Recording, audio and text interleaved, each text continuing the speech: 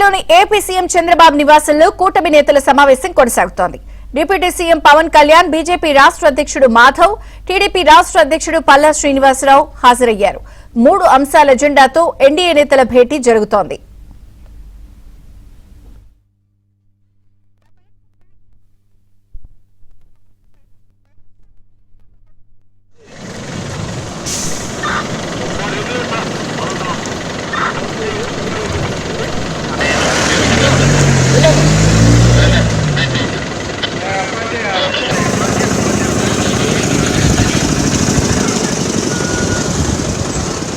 BJP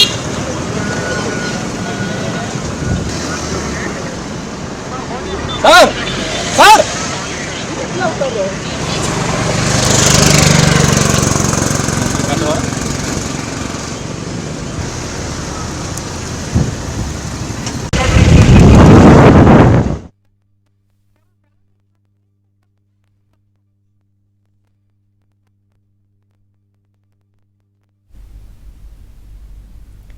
ఉండవల్లిలోని AP CM Chandrababu నివాసంలో కూటమి నేతల సమావేశం కొనసాగుతోంది.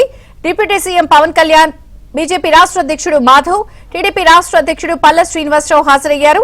3 అంశాల ఎజెండాతో ఎన్డీఏ నేతల భేటీ జరుగుతోంది. పూర్తి వివరాలు ఏపీ బ్యూరో చీఫ్ రామారావు అందిస్తారు. రామారావు.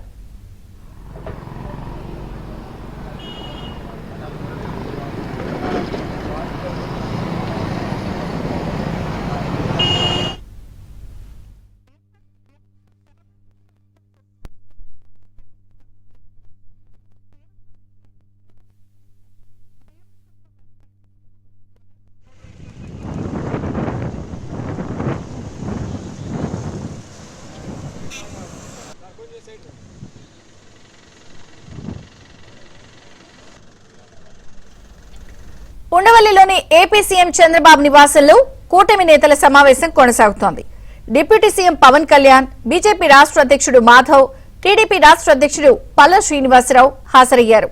3 అంశాల ఎజెండాతో ఎన్డీఏ నేతల భేటీ జరుగుతోంది.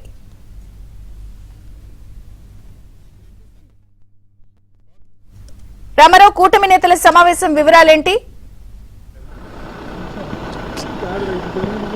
విజయ్ చంద్రిక ఉండవల్లిలోని సీఎం క్యాంప్ కార్యాలయంలో ఎన్డీఏ నేతల సమావేశం ప్రారంభమైంది. ఈ సమావేశం కూడా ఇప్పుడు కొనసాగుతుంది. ముఖ్యంగా ఈ సమావేశం 3 అంశాల ఎజెండాగా ప్రారంభమైంది.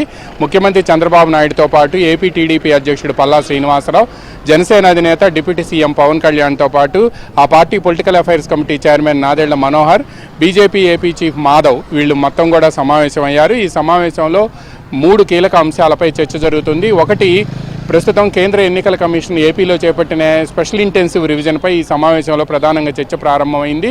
ఇందులో గ్రామ స్థాయి నుంచి జిల్లా స్థాయి వరకు, అదేవిధంగా రాష్ట్ర స్థాయి వరకు ఏమైనా కొర్రీలు ఉంటే దాన్ని కేంద్ర ఎన్నికల కమిషన్ రాష్ట్ర సీఈఓ దృష్టికి తీసుకువెళ్లేందుకు అవసరమైన ఒక యంత్రాంగాన్ని కూడా నిర్మించాలి అని చెప్పి నిర్ణయించారు.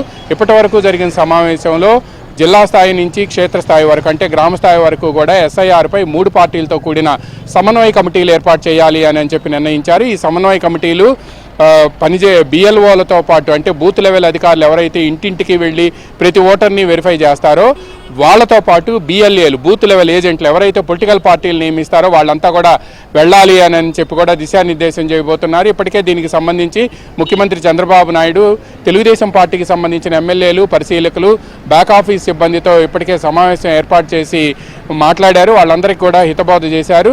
అయితే కూటమి పార్టీలకు సంబంధించి జనసేన, బీజేపీకి సంబంధించిన ఎమ్మెల్యేలు, అదేవిధంగా ఆయా నియోజకవర్గాల ఇన్ఛార్జీలతో కూడా 3 కలిసి ఒక సమావేశం నిర్వహిస్తే బాగుంటుంది అని భావిస్తున్నారు. ఈ నెల 15వ తేదీ నుంచి వచ్చే నెల 14వ తేదీ వరకు, అంటే జూలై 14వ తేదీ వరకు కూడా ఈ స్పెషల్ ఇంటెన్సివ్ రివిజన్ రాష్ట్ర వ్యాప్తంగా ప్రారంభమవుతుంది. అందువలన ఈ నెల రోజుల్లో ఓట్ల విషయంలో చాలా అప్రమత్తంగా ఉండాల్సిన అవసరం ఉందని బీహార్లో కానీ, లేకపోతే వెస్ట్ బెంగాల్లో కానీ, కర్ణాటక అదేవిధంగా తమిళనాడులో కానీ, కేరళలో కానీ ఇటీవల జరిగిన స్పెషల్ ఇంటెన్సివ్ రివిజన్ నేపథ్యంలో లక్షల ఓట్లు తొలగించిన నేపథ్యంలో చాలా అప్రమత్తంగా ఉండాల్సిన అవసరం ఉంది అని కూడా ఈ సమావేశంలో భావించారు. 3 పార్టీలతో కలిపి ఒక సమన్వయ కమిటీ నియమించాలి అని కూడా నిర్ణయించారు. ఇక దీంతో పాటు మరో కీలకమైన అంశం ఏమిటంటే, కూటమి అధికారంలోకి వచ్చి 2 సంవత్సరాలు అవుతున్న సందర్భంగా అభివృద్ధి సంక్షేమ కార్యక్రమాలను ప్రజల్లోకి తీసుకువెళ్లేందుకు ఎటువంటి కార్యాచరణతో ముందుకు వెళ్లాలనే అంశంపై కూడా ఈ సమావేశంలో చర్చిస్తున్నారు.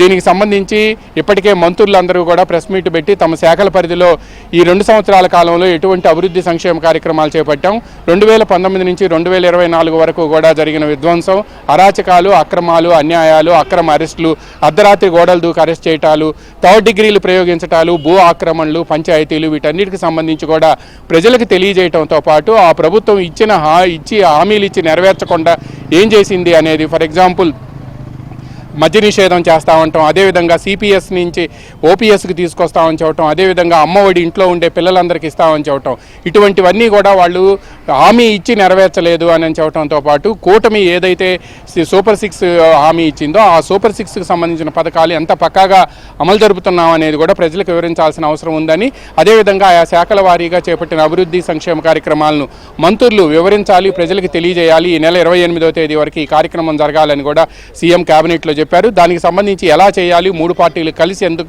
ఎలా ముందుకు వెళ్ళాలి, జిల్లా స్థాయిలో ఈ 3 పార్టీల నేతలు సమన్వయంతో ఎలా వెళ్ళాలనే అంశంపై కూడా చర్చిస్తున్నారు. ఇక 4వది రాజ్యసభ, 3వది రాజ్యసభ. ఈ రాజ్యసభకు సంబంధించి కూడా కేవలం 4 సీట్లు మాత్రమే ఉన్నాయి. 4 రిటైర్ అయితే ఆ స్థానాలు 4 ఉన్నాయి. తెలుగుదేశం పార్టీకి సంబంధించిన ఒక అభ్యర్థి సానా సతీష్ కూడా 16 నెలలు పనిచేసి ఆయన కూడా రిటైర్ అవుతున్నారు. మోపిదేవి వెంకటరమణ స్థానంలో ఆయన వచ్చారు.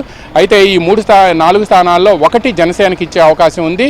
జనసేనకి ఒక స్థానం కన్ఫర్మ్ అయిందని కూడా చెబుతూ ఉన్నారు. మిగతా 3 స్థానాలు ఈసారి బీజేపీకి ఇచ్చే అవకాశం లేదు.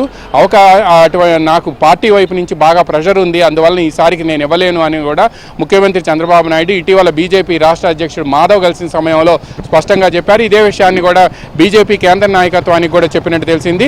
అయితే బీజేపీ కేంద్ర నాయకత్వంపై ఒత్తిడి ఉండి వాళ్ళు ఏదైనా అమిత్ షా కానీ ప్రధానమంత్రి కార్యాలయం నుంచి కానీ ఫోన్ చేస్తే మాత్రం చంద్రబాబు ఏ విధంగా స్పందిస్తారనేది చూడాల్సి ఉంది.